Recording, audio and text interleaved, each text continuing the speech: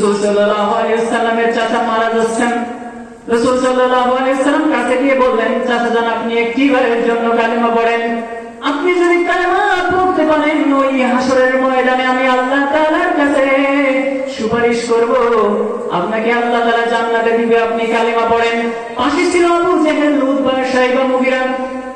তারা বলার কারণে সে কালেমা পড়ে নাই। চাচা বলছে যে ভাইপো আমি জানি তুমি সত্য ধর্মের উপরে রয়েছো, সত্য দিনের উপরে রয়েছো, তুমি শেষ পাইগম্বর, আমি এটাও জানি, কিন্তু আমি কালেমা পড়তে পারবো না।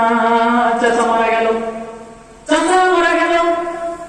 আল্লাহ তাআলা আয়াত অবতীর্ণ করলেন, হে রাসূল আপনি কষ্ট পেয়েছেন আমি জানি, ইন্নাকা লা তাহদি মান আহাবাবতা ওয়ালাকিন্নাল্লাহা ইয়াহদি মান ইয়াশা ওয়া হুয়া আ'লামু বিল মুহতাদিন।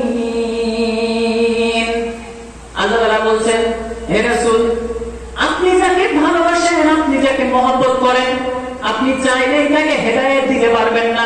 আপনার নিকট আত্মীয় সে যদি হয়, হেদায়েত যদি তার কপালে না থাকে, আপনি তাকে হেদায়েত দিতে পারবেন না। কারণ হেদায়েত কার হাতে? জোরে বলেন, আল্লাহ তাআলার হাতে হেদায়েত।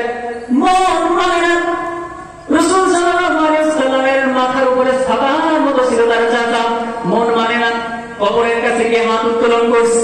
আল্লাহ তাআলা সঙ্গে সঙ্গে আয়াত অবতীর্ণ করে জানিয়ে দিলেন, মা কানা লিন-নাবিয়্যি ওয়াল্লাযীনা আমানু আইয়াস্তাগফিরু লিল-মুশরিকিন ওয়ালাউ কানু উলি কুরবা মিন বা'দি মা তাবায়্যানা লাহুম আন্নাহুম আসহাবুল জাহিম।